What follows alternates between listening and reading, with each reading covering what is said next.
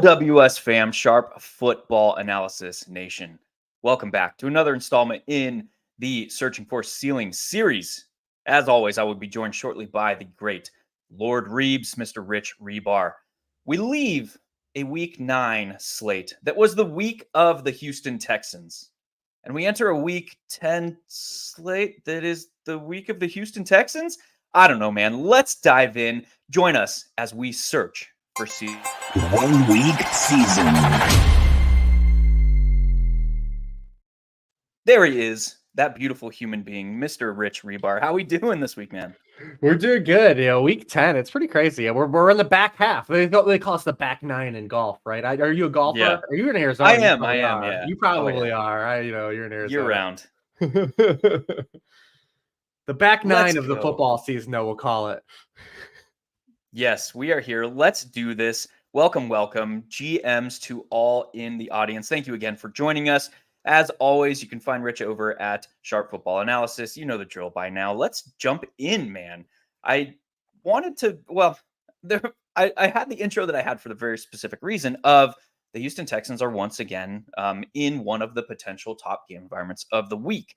That said, we're seeing some ownership kind of congregate around that game in two very specific spots, but there's still a ton of uncertainty with that game. So let's unpack that a little bit. We have T. Higgins, who injured his hamstring in Wednesday's practice, likely going to miss this week. We have Jamar Chase, who had that ugly fall in full stretch last week, landed on his lower back. I would expect him to carry an injury designation going into the weekend, but I do expect him to play. We also have on the other side, have you looked at the Houston Texans injury report, man? Yeah. Goodness gracious. It is everybody. I mean, Derek Stingley's attempting to come back. He was DNP limited. We have other members of the Houston secondary. Dameon Pierce did not practice both days. Nico Collins limited on Wednesday, DNP on Thursday. Robert Woods is attempting to make his comeback. There's a lot of moving pieces. Laramie Tunsil's on the injury report. A ton going on with Houston. So when we start breaking down like all the moving pieces that are going on in that game, we see that Trenton Irwin played 79% of the offensive snaps in week 5 against the Cardinals, which was the last game that T. Higgins missed. We also see that Jamar Chase saw 19 targets in that game. But from a macro perspective, this is a team that leads the league in pass rate over expectation over the previous month of play. Joe Burrow went the first 4 weeks of the NFL season without surpassing 20 fantasy points. He has done so in 3 of his previous last 4 games. So this is very clearly a team. And when we're thinking about is there a causal factor for that? I would say, yeah, 100% there is. His health of his calf. So now we have a team where Joe Burrow's healthy. We've seen how they've kind of handled the snap rate distribution without T. Higgins already. So we're expecting a pass-heavy Cincinnati Bengals team to be even more concentrated now amongst Jamar Chase, Trent Irwin, potential for Tyler Boyd to get in the mix because this team does not really target their tight ends very heavily. What are you seeing from this spot, Rich? And is there any hidden upside for us? Well, until Sunday night, they didn't target their tight ends. Right? Yeah. They threw that wrinkle on us. They didn't target their tight ends 11% of the time before Sunday night, and then they had 31% of the targets against the Bills. All of them kind of got in the mix. Tanner Hudson, Drew Sample scored his second career. Irv Smith Jr. Anytime the game starts, the Irv Smith Jr. touchdown, where it's like, all right, this is peak showdown environment. It was cooking.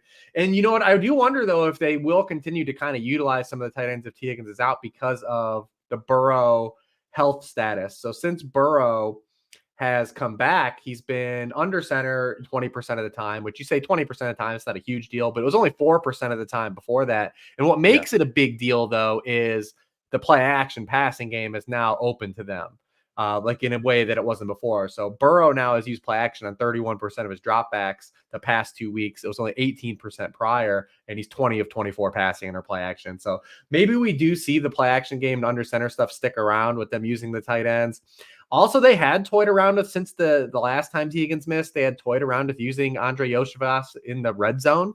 So I do wonder if maybe he is involved in a package. He's definitely going to get out snapped by Trent Irwin. There's no doubt about that.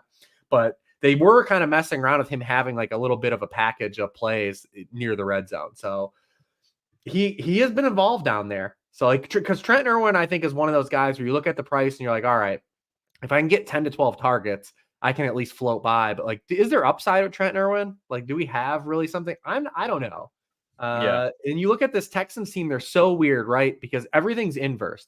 They're actually really good against the run. Like if you look at like their metrics, they're only allowing 3.3 yards per carry to running backs. That's second in the NFL. But they allow all these touchdowns to running backs. Yeah. And that's kind of created like this thing where they give up points to running backs. You saw it again with Rachaad White last week. Like Rachaad White only had 3.6 yards per carry, gets the 2 bunnies, and he ends up smashing on the slate. Inversely, their metrics against wide receivers aren't good. Like on a per target basis, a per catch, but they've only given up 2 touchdowns to wide receivers. So like it's inverse, like how like the distribution of touchdowns is going based on where the efficiency is going. Against this Texans defense. So I ask you this. That's an interesting point. Sorry, I didn't mean to cut you off there, but that brought up a really interesting point. Is that noise? Is that variance? I think so. I think we'll see some. I think anytime you see like a team giving up like a high number of efficiency, like to wide receivers, like there's going to be an inverse, right? Like, there's going to be a regression to it. Because you can't like skate and give up just like all these bad peripherals and then just get by and saying, like, well, I mean, in an NFL season, you could because it's the small sample inherently, but typically you would bet on that flipping. If they're going to continue to give up this type of efficiency to wide receivers, eventually the touchdown should go there too. What better spot than against the pass heaviest? That's not a word, but we'll roll with it. Yeah. The most pass heavy offense over the previous 4 weeks. I dig that. I mentioned before we jumped on this pod, and we were kind of shooting the shit here before we got on. It feels like assuming Nico Collins misses, we'll talk about him here shortly. It feels like you could legitimately come close to building an entire roster on this slate with only players from this game and not feel overexposed. That's kind of my feelings towards this spot. I think Joe Mixon is extremely underpriced based on his recent usage, based on the matchup, based on the fact that T. Higgins is out. We should expect a floor of somewhere between 4 to 6 targets with T. Higgins out for Joe Mixon. Obviously, Jamar Chase, the upside is there. Tyler Boyd is viable here. Trent Irwin is viable here. Let's talk about the Houston Texans and see if there's potential to bring it back here. Yes, T. Higgins is officially out for us this weekend as expected.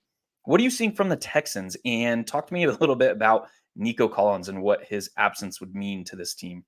We talked about building that Texan stack out last week on the show, and we had talked about how the one frustrating element with the Texans was, Bobby Slowick had yet to kind of be aggressive and run this offense through the passing game. And, he finally had religion, at least for 1 week. And, he's learning the job too. So I do want to give him the benefit of the doubt that maybe, this won't just regress either. But with Dameon Pierce out and Tunsil back, they had a season high 59.4% drop back rate on first downs. That was 9th in the NFL last week. Previously, it was just 40%, dead last in the NFL. And they were rewarded with, CJ Stroud going 16 of 19 with 298 yards and 4 touchdowns on first down passes.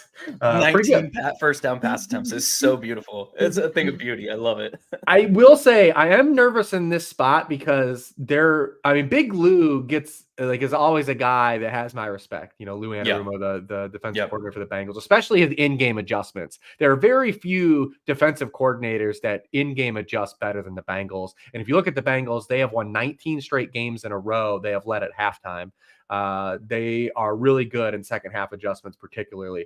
He's faced 6 rookie quarterbacks since he joined the Bengals, and those rookie quarterbacks have only completed 57% of their passes, 7.3 yards per pass attempt, and 3 total touchdown passes in 6 games. And we're talking about guys like Trevor Lawrence, Kyler Murray, Tua Tagovailoa. Granted, it was rookie Tua, which is different circumstances, but rookie rules haven't applied to CJ Stroud, but I will be a little hesitant into kind of going back to him, especially on this particular slate where we have a plethora of really good quarterbacks in that price range to kind of attack.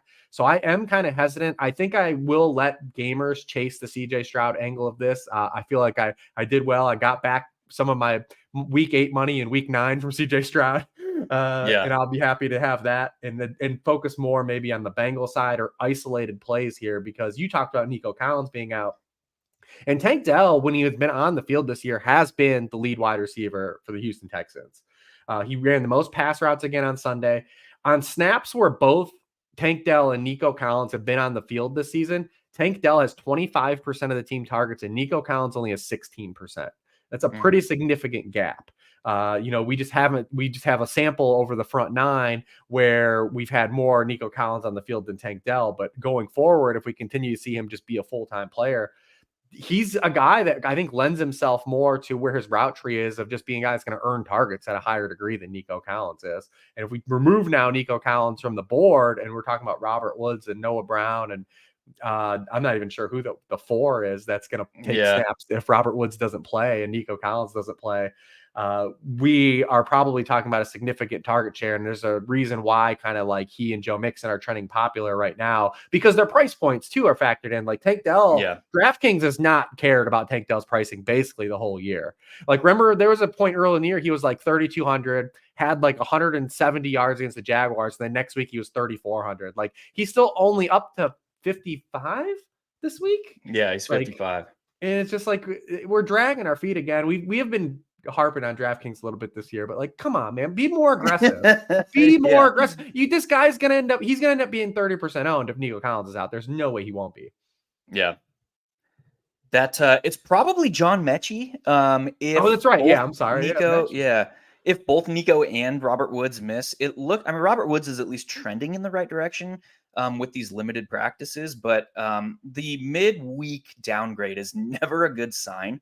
Obviously, Nico Collins was on the injury report on Wednesday with a limited showing with that calf injury down to a DNP.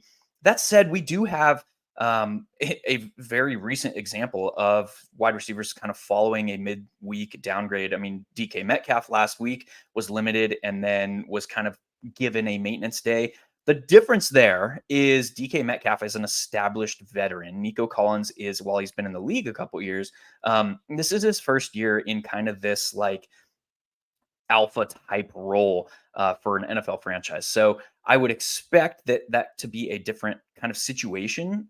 Trying to compare apples to apples, it's not exactly the same looking at DK Metcalf, but I did want to bring that up, that there is a possibility that even with the midweek downgrade to a DNP on Thursday, that he could play this week. But obviously check back to the Houston Texans injury report from today, from Friday, to get a better idea of his expected status. But like you said, Tank Dell is the truth.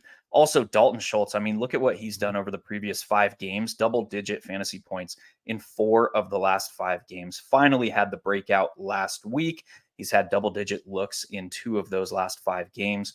So you talk about a guy like Nico Collins not playing would open up some additional opportunities for Dalton Schultz. Also with Schultz, we covered this a couple weeks ago when we were talking about the San Francisco 49ers and Bengals game. The Bengals have really struggled this season due to Lou Anarumo's kind of zone-heavy defensive scheme with inline tight ends. Dalton Schultz plays about 70% of his offensive snaps in line, sees about a 30% slot snap rate to go with that. But this is a guy who very clearly has gained some emphasis in this pass offense. So both of those guys, I would say, are extremely underpriced if Nico Collins misses, likely underpriced even if Nico Collins plays, which should lead to some significant ownership. But I think there are some very, very interesting ways to play these guys that the field is probably not going to be doing. Anything to add to that? No, yeah, like Dalton Schultz. I mean, you're getting a lot of touchdown equity with Dalton Schultz too. Yeah.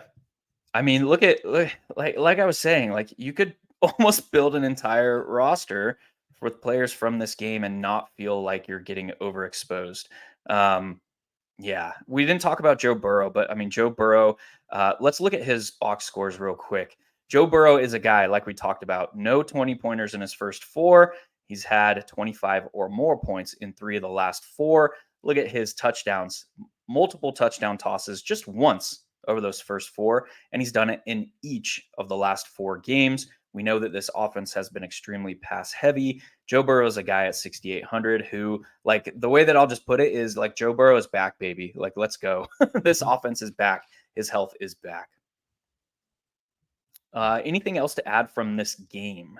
Nope. It's that one's pretty easy, I think, especially if Nico misses, like how aggressive it'll be. I think it'll be the most aggressively played probably game two of them. But we got a great, actually, and I don't know if I'd take that back. We got a lot of great games, I think, this week. Yeah, there are some very interesting spots. I mean, we've got the San Francisco 49ers traveling to Jacksonville to take on the Jaguars. It's our questions with the 49ers are not typically, are they going to put up points? It's where is the production going to flow and can their Right. opponent keep up? This is a spot where their opponent is better equipped to keep up. We'll talk about that here shortly. Also, we have kind of the quote unquote game of the week, the late game, the Lions and the Chargers. We'll talk about that one as well. Any last second, oh, by the ways, from this one before we move on? No. I mean, 16 minutes on the first game might be a record for us. Ooh, we're cooking, baby. Look at us. Mom, we made it. Let's go. Let's talk about this 49ers and Jacksonville game. Currently instilled with a spread of 3 points, with the 49ers being the favorite, with a nice, healthy game total. We say nice, healthy for 2023 Yes. caveats of 45 points. What are you seeing from this one? Talk to me a little bit. Yeah, it'll be interesting. So 49ers look like they're going to be kind of full mast, and we haven't really seen them be full mast in a Yeah. while on the field. We Debo's basically been hurt since week three. They didn't have Trent Williams the last two games prior to the bye. It looks like those guys are Debo's definitely playing. It looks like Trent Williams is he practiced on Thursday. It looks like he's going to try to go too. So we're going to see like the full 49ers offense. And, listen, Purdy was a guy that was kind of flirting with the devil a little bit at times at turnovers, and they kind of caught him. But his peripherals outside of the turnovers have been amazing still. I mean, even the 2 weeks before the bye, he completed 70%, 71% of his passes, 9 yards per pass attempt, 11.8 yards per pass attempt. Just the turnovers kind of got them at the end of games. But for fantasy purposes, he was just as efficient forever. And in this particular matchup, it can go two ways. I mean, the Jaguars are second in the NFL in interceptions. They're good at creating turnovers this year. But they also don't pressure the quarterback at all. They're 25th in the league in terms of pressure rate. And we know if you don't pressure Brock Purdy, he's going to eat you alive. And then the system over even the past two games, wherein the discourse has shifted and Brock Purdy apparently has turned into a pumpkin to the general public again. When he hasn't been pressured in those games, he was 30 of 39 passing, 11.7 yards per pass attempt. For the year when he hasn't been pressured, he leads the NFL in completion rate, yards per pass attempt, quarterback rating when he isn't pressured. So the Jaguars don't get home. We've got Deebo Samuel back. We've got the full arsenal of weaponry. I mean, it's going to be a game where the 49ers are going to have upside again, like they did in the front half of the season. And we hope the Jaguars are able to combat that. The guy that still stands out to me, though, on the 49ers side is still Brandon Ayuk. I mean, we just were waiting for the touchdowns to catch up, or maybe the overall opportunity is passing it. But I mean, only Tyreek Hill is averaging more yards per route run. And it's not even the stuff with Brandon Ayuk that used to exist. Because we used to always say, well, if the 49ers, face a man-heavy team, we're going to go to Brandon Ayuk because he's their man beater. If Deebo Samuel's out, we're going to go to Brandon Ayuk. But he's been awesome against man. He's been awesome against zone. He's been awesome when Deebo's been on the field. He's been awesome when Deebo's been off the field. Yeah. When they've been on the field together, he's been targeted on 28.4% of his routes. When both players have been on the field, Brandon Ayuk gets 31.6% of the San Francisco 49ers targets. I mean, and then you look at where he lines up outside is where the Jaguars have been a little more vulnerable to wide receiver play this season. They are 30th in touchdown rate, allowed to opposing wide receivers, 29th in catches per game, 31st in catches per game. Some of that's game script stuff because the Jaguars have led for a lot of games, but that's where we want to attack them is on the perimeter. So Brandon Ayuk still stands out to me as a guy that I still want to be involved with very heavily. You're saying there's a chance. Yeah, that's important discussion. Clip and save that one. Yeah, right. Editors, come on in. We don't have editors, by the way. I am the editor. That's an interesting discussion to have also because we know that Jaguars, on paper, they probably have the fastest defense in the league. That is important, I think, to understand because they play the fourth highest rate of zone.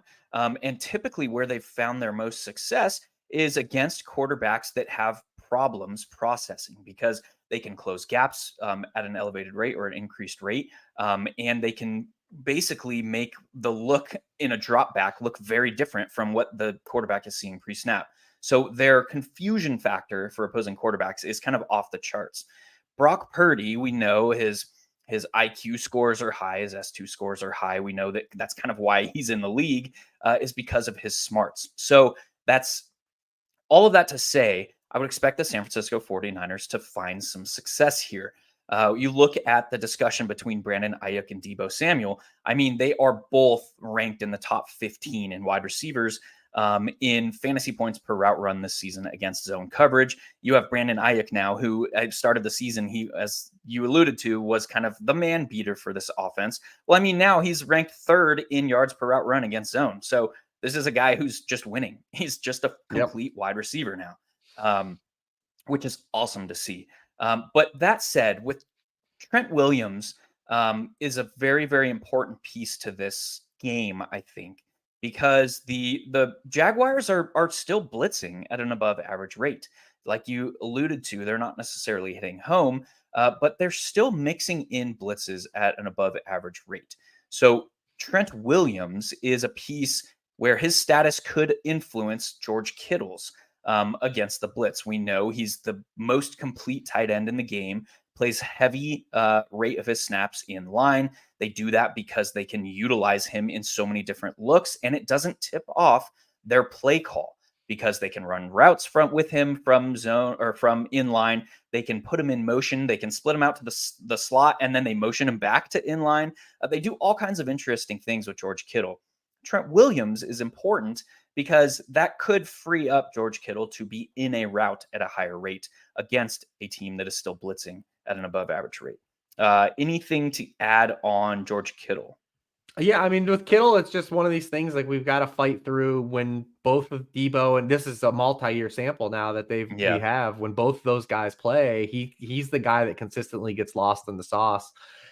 In the last 2 weeks, I've enjoyed betting George Kittle overs in player prop stuff because whenever one of these guys miss, he's heavily involved, and when they both have Ayuk and Deebo available, he doesn't get targeted. I mean, he's run 72 pass routes this year with both guys on the field. He's got 11% of the team targets in those situations. It goes back to last year too. So we just need to, the problem we've had with the 49ers offense for multi-years, right? Is that the volume doesn't, it mushes the overall talent because we haven't even talked about Christian McCaffrey. That's where we're going next. I mean, they have just 4 absolute studs, and these guys all run 25 to 30 pass routes per game, right? Like there's just a finite number of targets for all these guys to produce equally at the same time. Yeah, that's our kind of problem here. Is we expect them to succeed. I mean, they have an extremely high rate with Brock Purdy under center of hitting 30 points. For those of you math wizards at home, that's 4 touchdowns. So that's kind of like what we're looking for when we're looking for upside. The problem for us is it's very difficult because they can win in so many different ways. It's very difficult to figure out where that production is going. So that'll lead us right into talking about CMC. On paper, the matchup does not look good on the ground.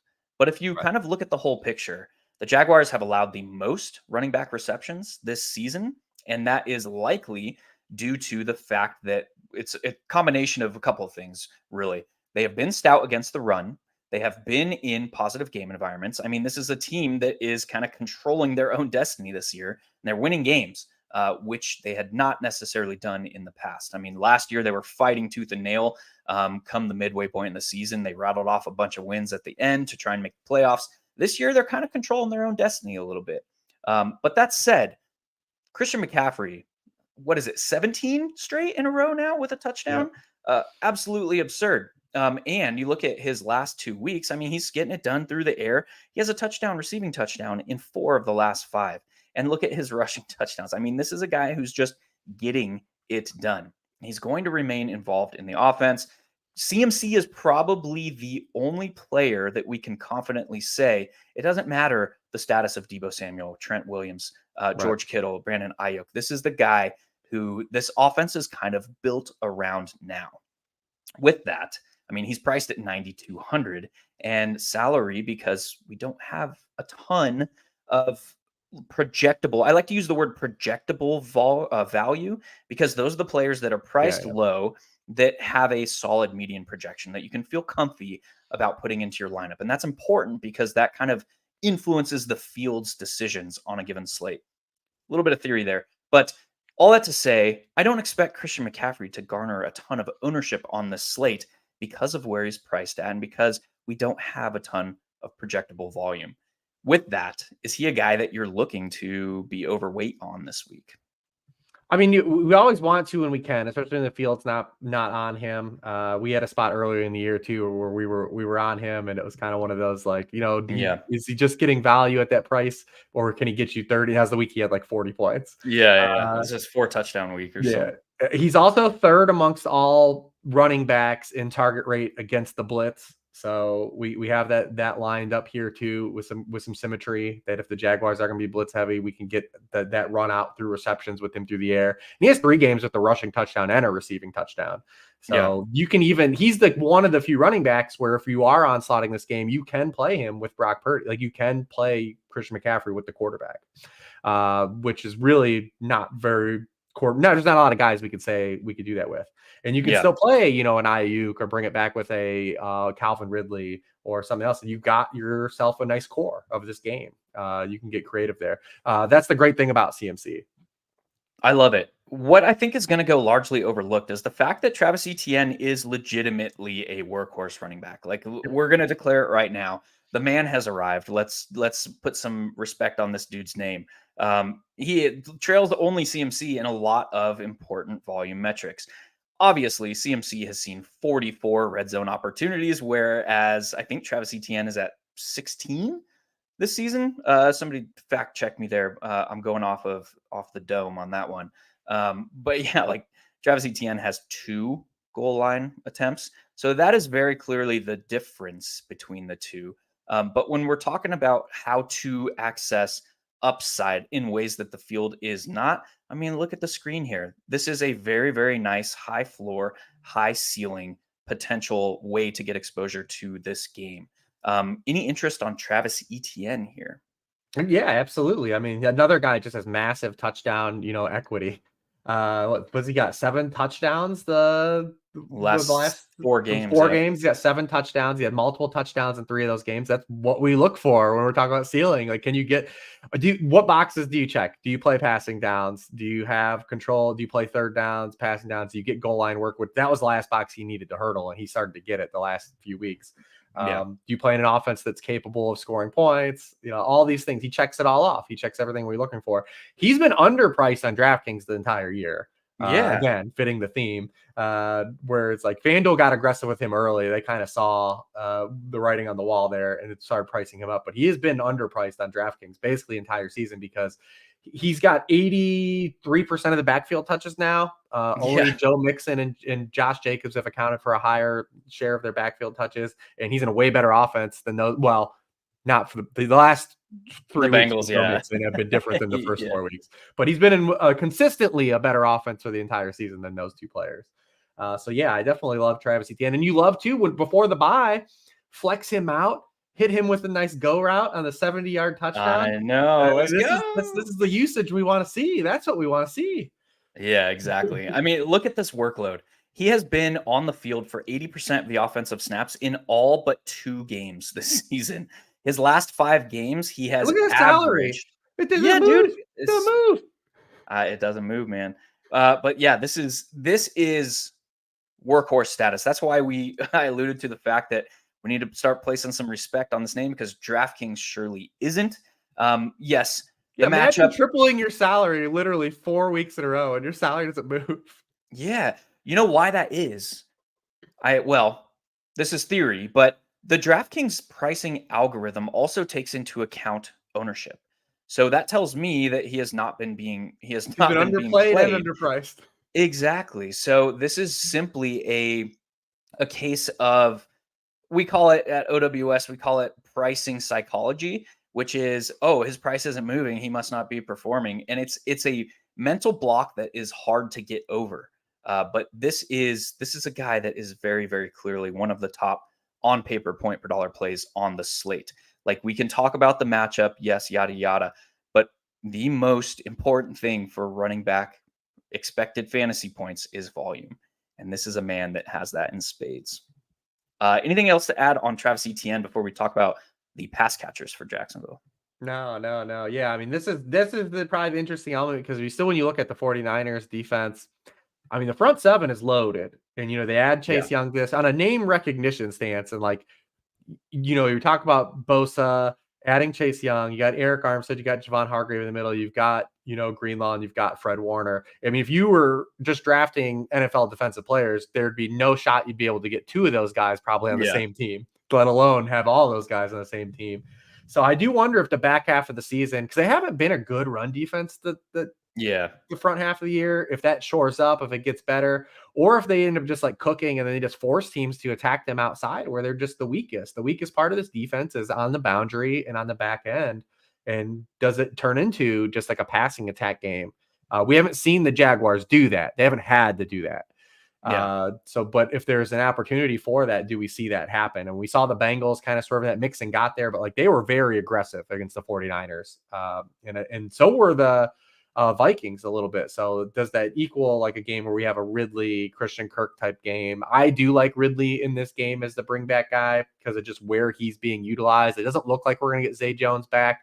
It sounded, we're recording this Friday afternoon. And last I had heard Doug Peters had called him a long shot. He only had practice. And coming out of the bye and only logging one limited practice probably ain't a good sign of where his health's at either. So with Zay Jones off the field, I mean, you've seen how they use Calvin Ridley. 55% of his targets are 10 yards or further downfield. 60% of his targets are outside the numbers.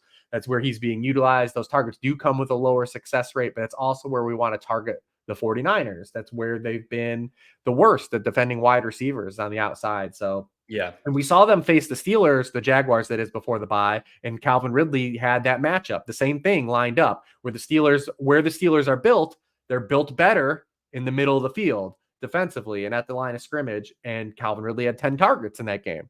So it does line up again to where I think Calvin Ridley is going to at least get the targets. What he does with them is to be determined, but I do think it sets up for Calvin Ridley to flirt with double-digit targets again.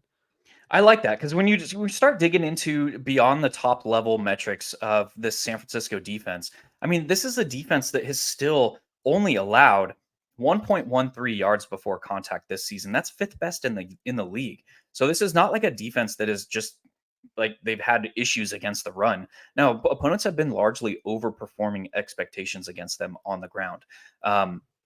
So looking at I mean, they're allowing 4.1 yards per carry. That's right in the middle of the league. But again, 1.13 yards before contact. This is still a swarming and very aggressive run defense for us.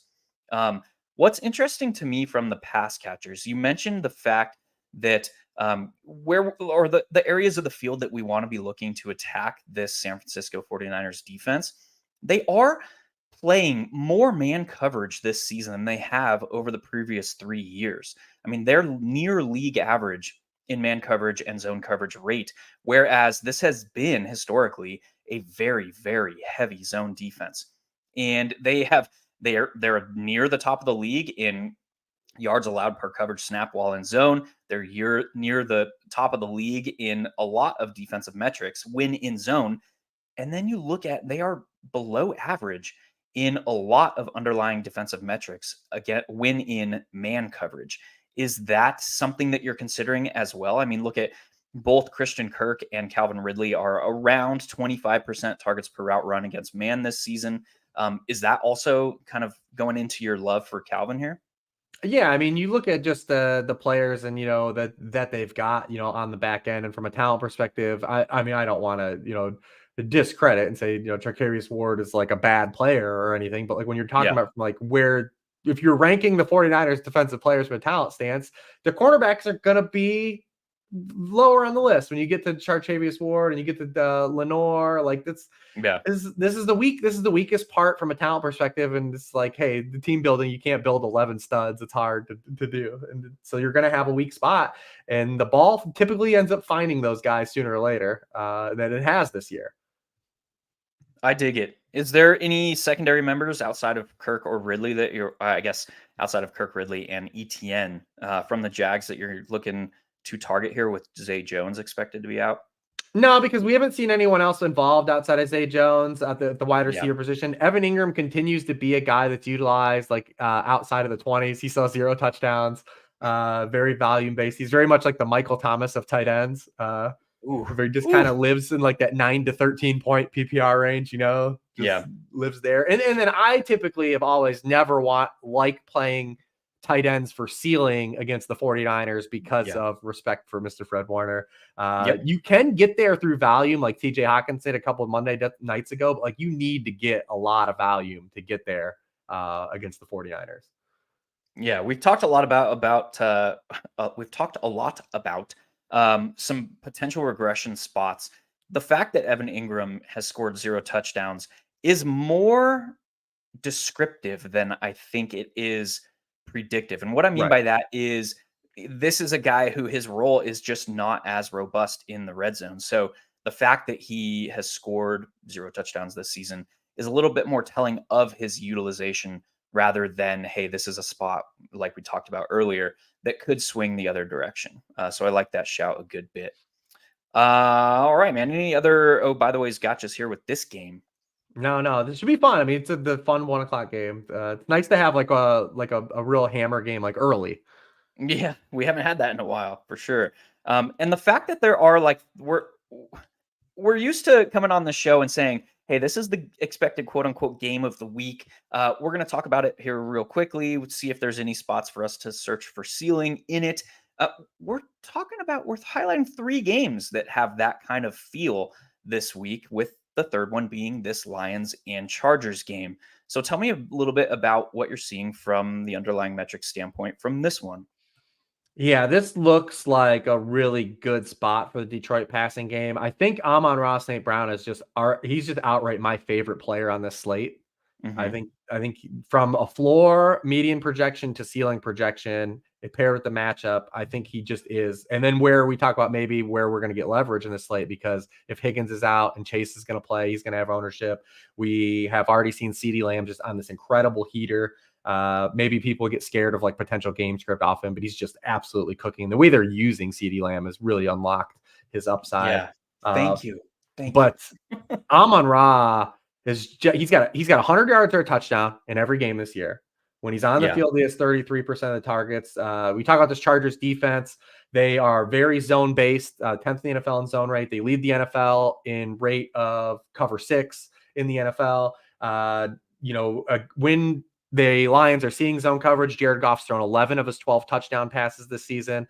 Amon-Ra St. Brown has been targeted on 31% of his routes against zone coverage. It's third in the league, 2.8 yards per route run against zone coverage. Against those specific cover 6 looks, which the Chargers have been in almost a quarter of the time, 25%.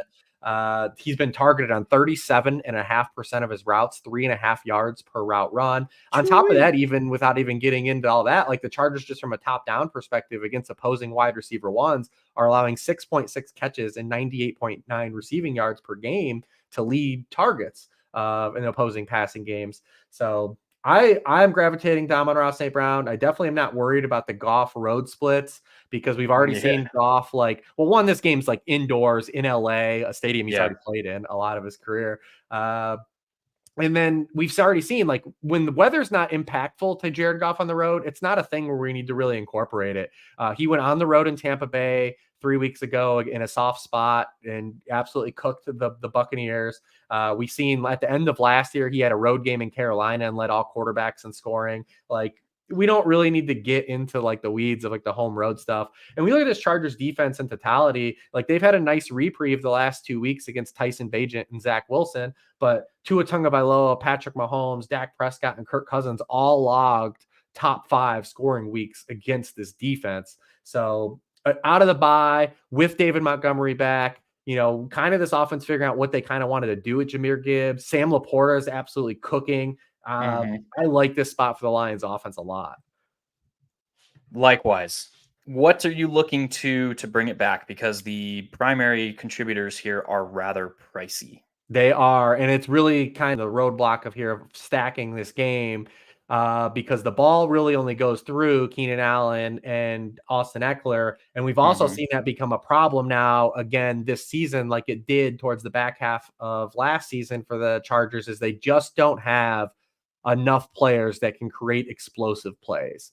And this Yeah. offense is really kind of, and they've played some good defenses since Mike Williams got hurt. To like give like them some credit, like they faced the Cowboys, they faced the Chiefs, they faced the Jets. Like they have faced some hard defenses, but we don't have the juice in this offense again. And it's been removed, and they're just unable to create explosives. And it's a problem for this offense. And we've seen now Justin Herbert, since Mike Williams has been hurt, has set a new career low in passing yardage in 2 of the 5 games since Mike Williams has been out. They haven't found a way to utilize Quentin Johnston properly. Quentin Johnston was a guy who did not win downfield in the Big 12. I can guarantee you that he's not going to beat Sauce Gardner down the field like he did. Like Monday night, you cannot deploy Quentin Johnston the way they did against Sauce Gardner. Like that is just it was a fool's errand. And like these are millionaires that make way more money. Kellen Moore, these guys know way more about football than I will ever know. But that's just not an optimal offensive approach the way they used Quentin Johnston last week. I thought against the Bears, they had start to kind of figure out, like, you want to get him the ball on these crossers and these drags, and then let him use his yak ability, because he's very much like a young, like, maybe it's just like hyperbole, but like he's like a young version of like what Terrell Owens was early in his career until Terrell Owens figured out how to play wide receiver. Like you want to use his size and athleticism in creating yards after the catch, because he's not a nuanced wide receiver, and he wasn't at TCU. And he didn't have to be in the TCU offense because that wasn't what their offense was based around. Yeah. And removing Josh Palmer actually mattered for this offense, which is absolutely wild to think about, because now you've got Jalen Guyton now elevated this role, and he's never been a target earner over the course of his career. He's always been on team cardio. And it's really hard. This Chargers offense has just really found themselves in the same box that they found themselves in last year, is they just cannot find a way to create explosive plays, and they don't have the personnel to create explosive plays. Yeah. Which should confine, or it leads me to kind of the second talking point with this spot, and why I personally have not gotten into full like Team Amon-Ra St. Brown, because the Lions defense has been no joke. And if the Chargers are not able to generate those explosive plays against, I mean, this could be a spot where Amon-Ra is seeing, I mean, he's going to see, or it's very likely that he's going to see double-digit looks. But in his role, kind of over the middle of the field, how is he more likely to put up a score, like an out-of-reach score that you had to have on the slate, than a guy like Christian McCaffrey, or then a guy like you mentioned CeeDee Lamb, some of these other players that are priced up in this similar range? And my answer is, I don't know. I don't know. Is Austin Eckler going to be able to return punch for punch against a very, very strong Lions defense that is also better in coverage this year from a linebacking and safety standpoint? When we're talking about running backs catching passes out of the backfield, is Keenan Allen going to be able? I mean, Keenan Allen is the truth. The dude put up 10,000 receiving yards in his career last weekend. Surpassed 10,000 receiving yards for Los Angeles. But the fact that, I mean, he's still in this mediocre, modest A-dot role, where are the explosive plays coming from? And if the Chargers can't go punch per punch against the Lions, and this is an interesting nuanced discussion as well, because the Lions have come out and they have laid it to, I mean, look at what they did to the Ravens, where they came, or sorry, not the Ravens, the Buccaneers. But this is also a team that, like, we haven't seen necessarily in game environments where they're not pushed, come out and be this kind of aggressive type factor. Is that going to be different in the first half versus the second half this game? I don't know. There's just a lot of uncertainties for me that I think the field might be overlooking from this spot, that kind of make this like my least favorite game of the first 3 that we've talked about here. Yeah, I think from a stacking perspective, you're better off to just either do like just like a lion stack, right? If you want to do that, or just play your isolated plays like Amon-Ra, then trying to bring this back, because if you try to bring it back with Eckler, Keenan, I mean, you are really handcuffed, especially if you want to do something like get cute with like a double, right? Because Laporta is going to eat some of your salary too.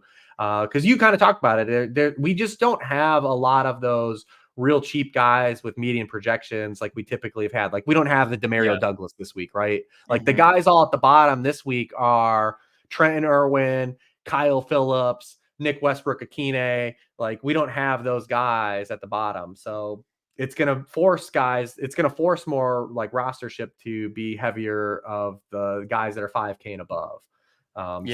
So eating 5-7 at a tight end spot, it's going to be hard this week, although I do like Laporta. So it's hard to add a Keenan Allen or to an Austin Eckler here, right? It's just extremely hard to say, like, you want to onslaught this game. I think you're better off either playing your individual PC like or going with just your like isolated line stack. We have this comment from the trusty Wondercat here. Demont season. The problem for me is he's priced at 6,900. Both guys, both running backs are expensive. It's insane. And when you look at like how these backs have been utilized in tandem when they've both been active, it's very, very difficult to justify those price tags in this spot. You have to get 2 touchdowns from both either running back you want to play. I would say Gibbs, you might not have to because if he catches as many passes as he did the 2 weeks prior to the bye, but is he going to catch that many passes? Montgomery has to score 2 touchdowns. There's like no if way around it. Like he has to score 2 touchdowns for you. The other interesting aspect is we really only have like 3, maybe even only 2, because Jahmyr Gibbs got hurt in week 4. Games this season where both of these guys have been active, and those 2 games were week 1 and week 2, where Jahmyr Gibbs is a rookie running back. We had this whole discussion from the coaching staff in Detroit. Oh, we're going to bring Jahmyr Gibbs along a little bit slow. So there's a lot of uncertainty with this spot. I think that kind of ties into, and this ain't the old Chargers run D, man. That's the other thing. Like this isn't the Brandon Staley like run sieve that we had targeted for multiple years. They're actually playing, and that's what's funny is what's made it so good about it for us to finally be able to target their secondaries. They've been good against running backs. Yeah. Very, very interesting. There's a lot of moving pieces. I would agree that Amon-Ra St. Brown is probably the ultimate piece from this game if you're looking for a one-off type. It's just very hard for me to click him currently. And again, I got a lot of room to continue to explore my process for this week. But currently, it's very, very hard for me to click Amon-Ra St. Brown personally over guys like Jamar Chase, CeeDee Lamb even, and CMC in San Francisco, but very, very clearly has the upside this week. Anything else to add from this spot? No, there's a couple more fun ones we could try to get while we're up against it. Yeah, why don't you take the reins here? Tell me about one of those fun spots. Well, we have 2 we could try to do. Titans, Bucks, and Seahawks, Commanders, I think are 2 games that, stand out. From a stacking perspective, just because you could do so much with them, and it's why we built around the Texans Bucks last week. I mean, this pass defense since their bye has just been absolutely abysmal. The past 4 weeks they've had 72% completion rate, a league high 9.3 yards per pass attempt, 9 touchdowns, 1 interception. They even allowed 10 yards per pass attempt to Desmond Ritter. Who has since you're talking about the Bucks, right? The Bucks, yeah. And they might not have Carlton Davis, and they probably for sure aren't going to have Jamel Dean, who's in concussion protocol.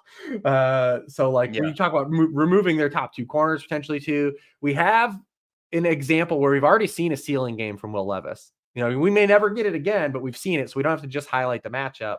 And we've just gotten cheap players like all over the board. Like you can do a lot of things with like Will Levis, DeAndre Hopkins, Nick Westbrook-Akine. If you want to get the Okonkwo, if you want to run back Mike Evans, like you can just do a lot of stuff here. Yeah, for sure. I want to address this real quick. A question just popped in the chat. You at least recognize the leverage though with Amon-Ra St. Brown, and I would say no. The reason for that is Amon-Ra St. Brown is more of a true pivot off of those other guys like that are priced around his same range. So CMC, CeeDee Lamb, Jamar Chase. When you talk about a pivot versus generating leverage is a way to basically reduce the things that need to go right and have you leap a large portion of the field if what you bet on outperforms what the rest of the field bets on. When you're talking about 1v1 player versus player, that is not really the way that we're looking to generate leverage, because that is just saying this player will outscore this player. The rest of the roster is built very, very similarly to the way that it would have been had you played player A versus player B. So when we're talking about leverage, playing Amon-Ra St. Brown over CMC or playing him over Jamar Chase is not necessarily generating leverage in the way that we want to be attacking DFS. It is a pivot, which generates a small amount of leverage, but not enough to be meaningful in this kind of perspective of the slate overall. Anything to add on that discussion real quick before we No, that's continue there, Rich? exactly the definition. Like I said, I still like Amon Ra as a little bit more than you do, but that's Yeah. okay. And That's that's okay. okay. Yeah, that's okay. We can. That's why we're here, man. This is awesome. We're not always going to agree. Yes. Talking about this, back to the getting back on track here with the Tennessee Titans and the Tampa Bay Bucks. With this kind of like not necessarily Jekyll and Hyde from Will Levis, but like the very clear This is what we have. This is yeah, the very clear like over performance in his first NFL start, 4 touchdowns. The very clear like kind of regression overall to the mean with 0 touchdown passes against the Steelers. What do you make of this? And is there upside from these pass catchers to be able to exploit the tendencies that we've seen from Tampa? Yeah, I mean, I think there is, especially with DeAndre Hopkins. We've seen like DeAndre Hopkins is not washed at all, like from a Yeah. talent perspective, and we even saw it with Ryan Tannehill the game against the Colts, right? Like you look at, I mean, he's had some nice real spike weeks. If he's going to get these downfield targets, especially against Logan Ryan, if Logan Ryan's out here on the field for the Tampa Bay Buccaneers, like there's definite upside with him. Yeah. You've talked about Nick Westbrook-Akine too, and how he's utilized. I mean, vertical target, especially with Treylon Burks being out, because we're talking about Treylon Burks not playing in this game after the scary Yep. concussion he had. He is a guy that can get those downfield targets as well and win. I mean, at 3,400, Nick Westbrook-Akine becomes a very interesting piece in this game in a similar fashion, even more so, I would say, than like how people got to Noah Brown last week. Because he's going to Yeah. earn targets downfield, especially from Will Levis. So he becomes an interesting kind of pay down piece that definitely has volatility. Don't get me wrong. He's not a guy you should be like saying like, all right, I'm going to take this $3,400 guy and put him in these cash lineups as Gibraltar. But definitely is a guy that's going to earn targets in the types of targets we want versus probably a Kyle Phillips at 3K, who's probably going to get more ownership surrounding him, I believe. You think so? Interesting. Again, I mean, I the don't flat look at 3K and like a guy that, maybe, I mean, I might be wrong, but like, definitely, I think Kyle Phillips is a guy people want to get on board with. Yeah, they want to love, right? It's that's the mental block of playing DFS. That is very interesting because, like we've talked about previously, I don't look at ownership numbers until at least Friday evening, sometimes Saturday morning. Just kind of how my process shakes out. So that's very interesting. I love the NHW shout there. NWI. I don't know what the hell I'm saying. Nick Westbrook-Akine. He's got a bunch of H's and W's in his name. I don't know, guys. Stick with me here. But yeah, that is a very, very interesting shout. Like you mentioned, I mean, Treylon Burks has not necessarily been being utilized solely downfield. He has a rather robust route tree, which was good to see this season in this offense. That said, Nick Westbrook-Akine is capable of running those 7 to 9 routes. He's capable of working downfield, and he can be that player that kind of extends this offense in the vertical and opens things up. When looking at how this game kind of erupts, like how does this game be pushed into something that we're very, very interested in? Because likeliest scenario is that there could be 1 or 2 potential upside plays from this game. But for this game to like truly open up into a game where we kind of had to have it or you weren't winning anything, I think that flows through Mike Evans this week. Mhm. And the interesting discussion to be had about that is the Titans are no longer like elite against the run. We saw a little bit of the hangover factor over the first month of the season where they were crushing teams in the trenches on the defensive side of the ball. Over the last month of play, they have slipped from top 5 in basically every metric against the run to the middle of the pack in basically every metric against the run this season. And that's very, very interesting, obviously, coming off of the last 3 years in the tenure of this coaching staff. where they have been elite against the run. So is this a spot? I mean, we're seeing the ownership in the hangover factor here in Rashad White. But I think this is at only 5,800. I think this is okay chalk to be on this week. Are you seeing the same thing? Yeah. I tried to talk you into Rashad White last week, and you kind of were like, Yeah, you no, he did. doesn't have the I upside. went with Kate Otten, who provided a Who was there solid still week. too. Yeah. But I actually think I think it's an all right week to get off of Rashad White because I mean, Okay. I think you need the multiple touchdowns. So the Titans' run D has been very mediocre, Yeah. but I cannot see the Buccaneers lining up and running the football on this team. Like I have a really hard time seeing like this version of the Buccaneers who haven't run the ball on anyone. Like really kind of lining up and be able to run the football. So I feel like he needs multiple touchdowns, or he's going to have to do. I feel like he's a great core play. You play him in your cash games. I think Rashad White, where he's priced, great cash game guy. He's going to catch some balls. He hit you with a nice value. You hope to luck box and do a touchdown. But I'm not scared. I feel like he's got to have multiple touchdowns to beat me again this week again in this matchup. But Mike Evans, I know, can beat me. I feel like Mike Evans can beat me pretty bad. And I'm curious about that tier of guys because Mike Evans, Brandon Ayuk, and DK Metcalf, who I'll try to sneak in again out the door. If gamers are going to get to that tier of pricing at wide receivers, given to where there's no freebies, and because I feel like are people going to want to play like Deontay Johnson, down there at 5,400 on DraftKings? So like that tier of guys was really interesting to me this week from a Turner perspective because I think Brandon Ayuk, Mike Evans, and DK Metcalf all have tremendously high ceilings this week. And I just don't know if people from a price point perspective, from a lineup building perspective, are going to get to that tier of wide receiver. Yeah, that's a very, very valid point to make. We can even include all the way down to another guy in this game, in DeAndre Hopkins. That like 6K to 7,500 range at wide receiver is probably going to be a little bit underutilized just based on how this slate is shaping up. So that's a really, really valuable and valuable shout there. The reason why I said that this game environment probably opens up from a guy like Mike Evans is we kind of know that the Tennessee Titans are going to utilize Derrick Henry regardless of matchup, regardless of regardless of a lot of things, but they're going to utilize him if the game environment allows them to. Yes.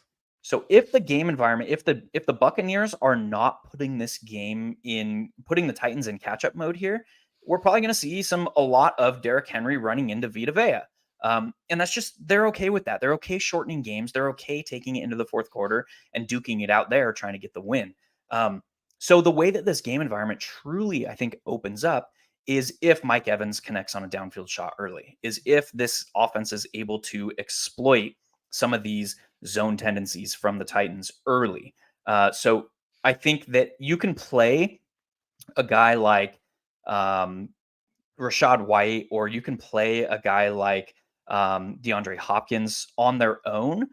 But I think if you are playing to this game environment, it has to include a guy like Mike Evans. Yeah. Any thoughts on that? No, I'm 100% lockstep. I love like even the Hopkins Evans mini. You don't even have to if you don't want to get to Will Levis. Although the other way too that this game gets there is obviously the Will Levis factor if he's just as volatile to open the game up and creates his own game script because he is that kind of archetype. Yeah. No, thanks. Not for me on the Spears call. This is a guy who has very few paths to even double-digit touches. Yeah, his snaps have been there, but you look at like Derrick Henry's touch per snap ratio is to the moon away when you're comparing that to Spears. We are already there, guys. We didn't even get to talk about the Seattle. Give me your out the door spiel on DK. Let's not forget that, and then we'll get out of here. Well, just in general, like for the Seattle passing game, it's been very meandering. If not now, then when, right? Like this Commanders team after the trade of Chase Young and Montez Sweat only pressured Mac Jones on 20% of his dropbacks.